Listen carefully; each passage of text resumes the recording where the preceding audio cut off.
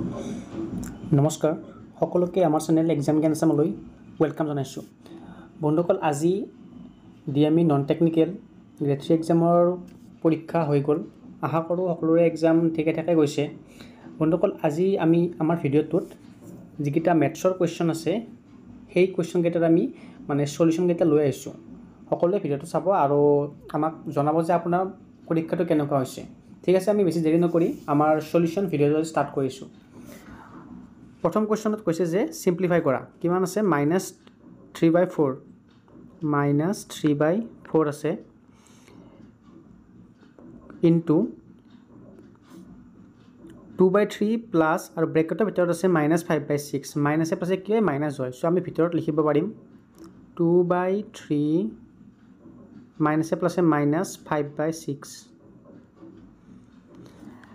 Next আমি কি কৰিম, এইখিনি চেম টু চেম ৰাখিম ইনটু 3 আৰু 6ৰ এলচিএম কিমান 6 হ'ব। 3ৰে 6ক চাই 2 বাৰ আৰু 2 2 গুণ 4 মাইনাছ ওপৰত 5 আহিব, ব্ৰেকেট থাকিব ইয়াত থাকিল -3/4 ইনটু 4 - 5 কিমান -1 -1/6 হৈ গ'ল। এতিয়া চাওক ইয়াতে মাইনাছ মাইনাছ কাটা কাটি যাব, মানে ধৰি লওক যে মাইনাছ মাইনাছ পূৰণ কৰিলে প্লাছ হয়। চ' এইটো পাত কাটা কাটি গ'ল। নেক্সট কি থাকিল 3ৰে 6ক যাব 2 বাৰ, তলত থাকিল 4 আৰু 2 মানে 4 × 2 কিমান 8, তলত থাকিল 8 ওপৰত থাকিল 1। চ' 41 নম্বৰ কুৱেশ্যনৰ যিটো এনচাৰ সেইটো হৈ যাব option number B. Next question number 42 কি সুধিছে, if 21y5 is a multiple of 9 where y is a digit, what is the value of y? ইয়াত কৈছে যে যিটো আমাৰ সংখ্যা আছে 21y5 তাতে আমি y ৰ ভেলু উলিয়াব লাগে আৰু কৈছে যে যিটো সংখ্যা 9ৰে ডিভিজিবল হয়। 9ৰে যদি ডিভিজিবল হয় আমি জানো যে সংখ্যাকেইটাৰ যোগফলটো কি হয়, 9ৰে হৰণ যাবই লাগিব। সংখ্যাকেইটাৰ যিটো যোগফল সেইটো কি হয় 9ৰে হৰণ যাবই লাগিব। এতিয়া ইয়াত চাওক যিটো সংখ্যা আমাক দিয়া আছে, সংখ্যাটো কিমান দিয়া আছে 21y5। ঠিক আছে, এতিয়া আমি চাব লাগিব ইয়াতে আমি y কিমান ভেলু দিম যাতে সংখ্যাটো 9ৰে হৰণ যায়। যদি আমি গোটেই সংখ্যা যোগ কৰোঁ আমি কিমান পাম 2 + 1 + y + 5 আমি কিমান পালোঁ 2 × 1 = 3 আৰু 3 × 5 = 8। 8ৰ লগত আমি কিমান যোগ দিম যাতে আমি 9 পাওঁ, 8ৰ লগত আমি 1 যোগ দিব লাগিব। চ' ডেফিনেটলি আমাৰ y ৰ যিটো ভেলু সেইটো হৈ যাব কিমান 1, y ৰ ভেলু হৈ যাব 1। চ' ইয়াতে আমাৰ কাৰেক্ট এনচাৰ কুৱেশ্যন নম্বৰ 42ৰ কাৰণে হ'ব অপশ্যন নম্বৰ এ 1। কুৱেশ্যন নম্বৰ 43 কি সুধিছে, find the values of the letters in the following. আমি ইয়াতে এ আৰু বি ৰ ভেলু উলিয়াব লাগে। আমাক কি দিয়া আছে 3a প্লাছ তলত কিমান দিয়া আছে 2 5 আৰু ইয়াত দিয়া আছে b আৰু 2। ঠিক আছে, এতিয়া চাওক আমি 5ৰ লগত কিমান যোগ দিম যাতে আমি 2 অৰ্থাৎ 12 পাওঁ। তো ডেফিনেটলি ইয়াত 7 হৈ যাব। আমি পালোঁ ইয়াতে 3725, বাকীখিনি আৰামছে ওলাই যাব। 7 × 12 = 2, 7 গ'ল 1, 3 4 5 আছে 1 6। আমি পালোঁ এৰ ভেলু 7, বিৰ ভেলু 6। এ পালোঁ আমি কিমান 7 আৰু বি পালোঁ আমি 6। চ' 7 6 ক'ত আছে অপশ্যন নম্বৰ ডি। চ' ইয়াতে কাৰেক্ট আনচাৰ হ'ব option number D. Question number 44ত কি কৈছে, divide z into 5z² - 80 by 5z ব্ৰেকেটত আছে z + 4 and find the answer from the options given below'. আমি ইয়াত এই যিটো চিম্পলিফিকেশ্যন পাৰ্ট সেইটো কৰিব লাগে। প্ৰথমতে আমি চাই ল'ম যে ওপৰত কিমান পাতিম। ওপৰত আমি পাতিম z into 5z² - 80, z into 5z² - 80 আৰু আমি তলত কিমান পাতিব লাগিব 5z আৰু ব্ৰেকেটত আছে z + 4। এতিয়া ওপৰত যিটো পাৰ্ট আছে 5z² - 80 তাতে যদি চাই এটা 5 কমন আহি আছে। চ' আমি 5টো কমন আনিম, 5টো বাহিৰত আহি গ'ল। ভিতৰত কি থাকিব z² - 16 কাৰণ 16 + 5 = 80 হয়। নেক্সট তলত আমি কিমান লিখিম 5z ব্ৰেকেটত লিখিম z + 4। ইয়ালৈকে বুজি পালে। এতিয়া যদি আপুনি এইটো পাৰ্ট ভালকে চাই, এই যিটো পাৰ্ট ভালকে চাই z² - 16 তাক আমি কি লিখিব পাৰো a square minus b square ইয়াত b ভ্যালু কিমান হ'ব 4 কাৰণ 4 4 যা কিমান 16 4 4 যা কিমান 16 ঠিক আছে এইখিনি এক্সট্ৰা হৈ গ'ল ইয়াতে তো যদি আমি a স্কোয়াৰ মাইনাছ b স্কোয়াৰৰ যিটো ফৰ্মুলা তাত যদি আমি ভাঙো আমি কিমান লিখিব পাৰিম a plus b into a minus b ঠিক আছে আমি এইখিনি লিখি লওঁ 5z ইয়াতে আমি লিখিব পাৰিম z plus 4 into z minus 4 আৰু তলত কিমান থাকিব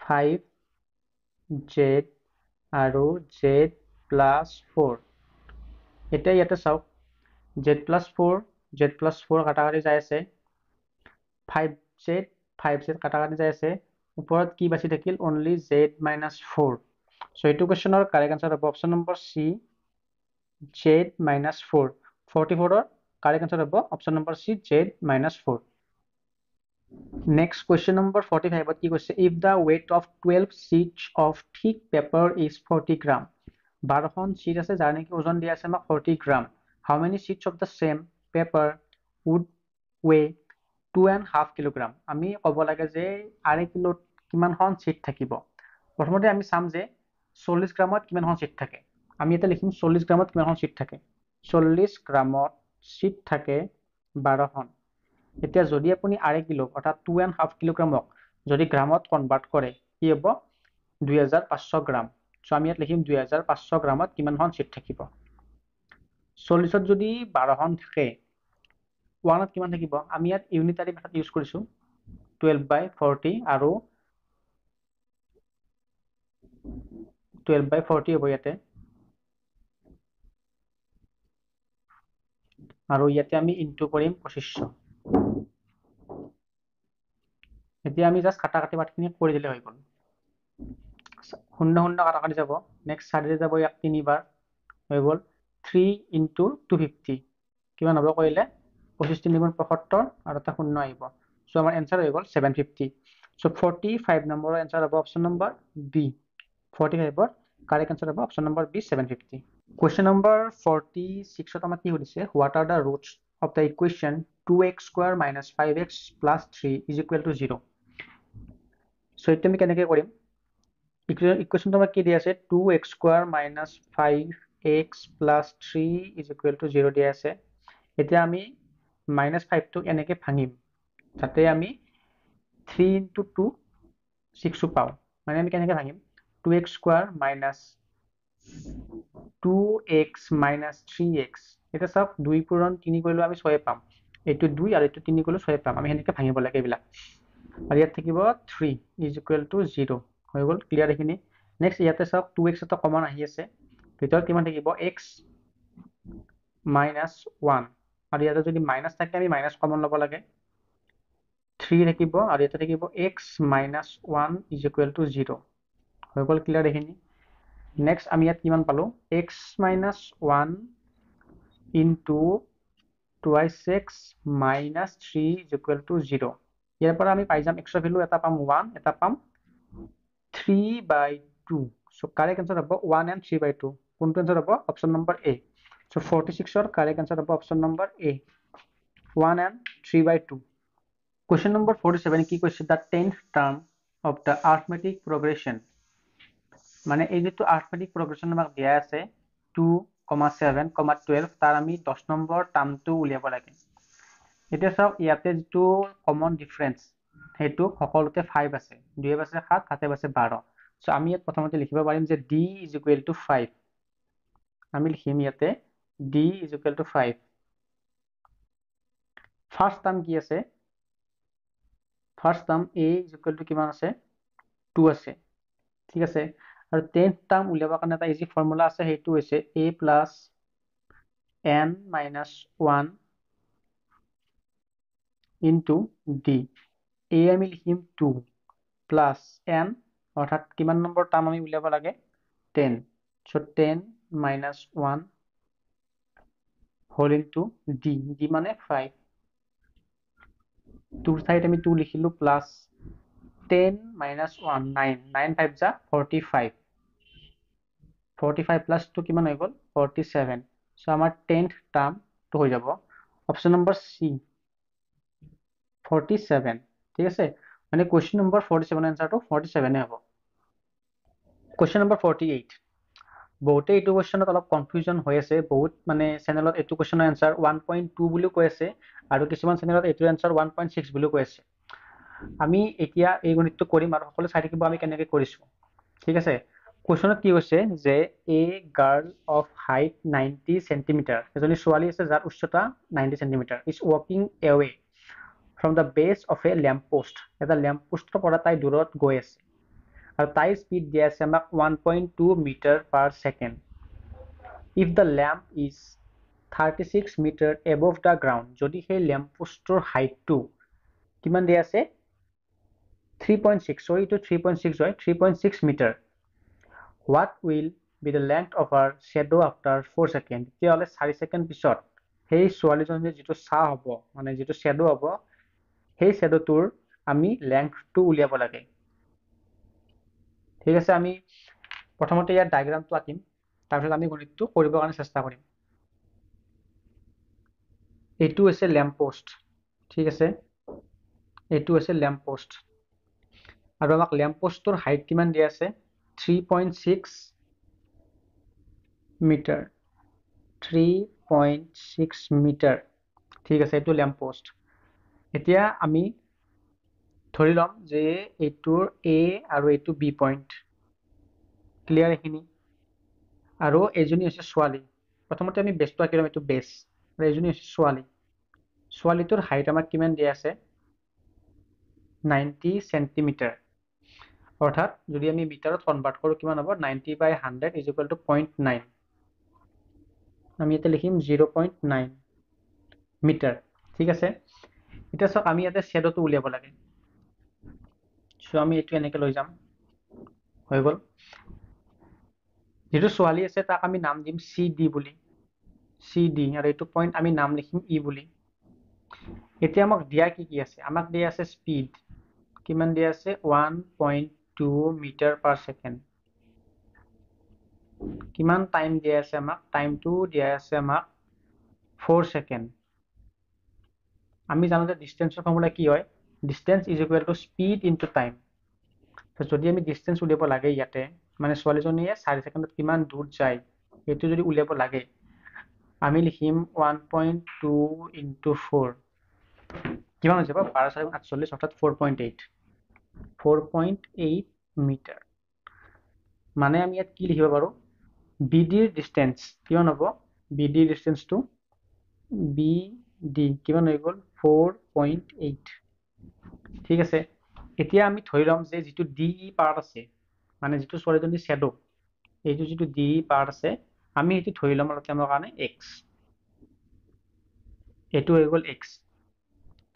এতিয়া যদি আপুনি ভালকৈ মন দি চাই, এই যিটো ট্ৰাইংগেল এ বি ই আছে, এ বি ই যিটো ট্ৰাইংগেল, আৰু লগতে যিটো চি ডি ই ট্ৰাইংগেল, সেই দুটা কি হয় চিমিলাৰ ট্ৰাইংগেল হয়। সেই দুটা কি ট্ৰাইংগেল হয়, এই দুটা চিমিলাৰ ট্ৰাইংগেল হয়। চ' আমি চিমিলাৰ ট্ৰাইংগেলৰ ফৰ্মুলা ইউজ কৰি আমি কি লিখিব পাৰিম, আমি লিখিব পাৰিম A B by C D is equal to B E by D E.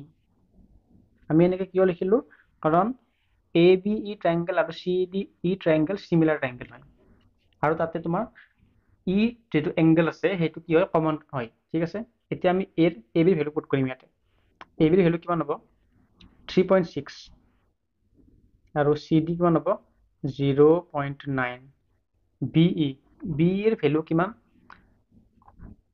আমি এবাৰ চাই লওঁ বিৰ ভেলু কিমান আছে। এই যিটো বি ই পাৰ্ট আছে, এই গোটেই পাৰ্টটো কিমান হ'ব 4.8 আৰু এক্স, অৰ্থাৎ 4.8x। চ' আমি বি ৰ ভেলু লিখিব পাৰিম 4.8x, সৰি 4.8x নহয় 4.8 প্লাছ এক্স, হৈ গ'ল ক্লিয়াৰ। আৰু ডি আমি কিমান ধৰিছিলোঁ, আমি ডি ধৰিছিলোঁ এক্স, ডি ধৰিছিলোঁ আমি এক্স। চ' আমি ইয়াতে লিখি দিম এক্স।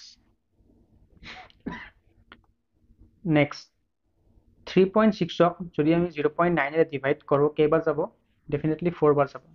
4 আৰু এই যেটো x ইয়াতে ইনটু হৈ যাব 4x হৈ গল ইয়াতে আমি লিখিম 4.8 প্লাস x যদি x2 এইফালে আহে কিমান হ'ব মাইনাস হৈ যাব আমি একেলগে এইখিনি কৰি লওঁ এটো ইয়াতে আহিল x2 ওকে এইখিনি ক্লিয়াৰ এটা সব 4x - x সমান হয় 3x তো আমি এটা লিখিম 3x আৰু রাইটত কি থাকিলে 4.8 এতিয়া আমি x এর ভ্যালু উলিয়াম x কিমান হ'ব 16 3 গুণ 48 আৰু যেটো পয়েন্ট আছে এটা হাই আগত সো আমি পাই যাম x এর ভ্যালু 1.6 ঠিক আছে আমি x এর ভ্যালু পালো 1.6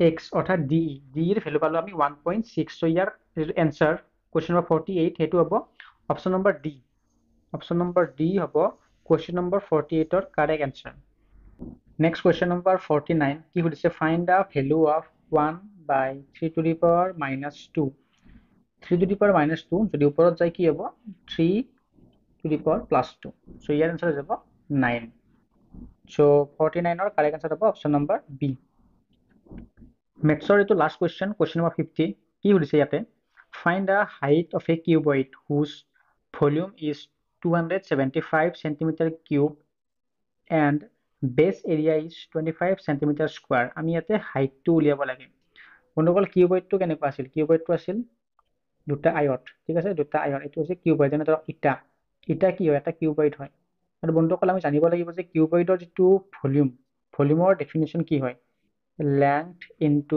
breadth into height is equal to কি হয় ভলিউম আৰু আমাক ভলিউম দিয়া আছে 275 এটা সব আৰু আমাক কি দিয়া আছে এরিয়া অর্থাৎ l into b এরিয়া দিয়া আছে 25 এই যদি 25 যদি এই সাইডে আহে কি হ'ব ডিভাইড হ'ব সো আমি h লিখিব পাৰিম 275 by 25 কেইবাৰ যাব ইয়াতে যাব 11 বাৰ সো আমাৰ হাইট পাই গলো আমি 11 সেন্টিমিটাৰ সো 50 নম্বৰ টোৰ आंसर হ'ব অপশন নম্বৰ C অৰ্থাৎ 11 সেন্টিমিটাৰ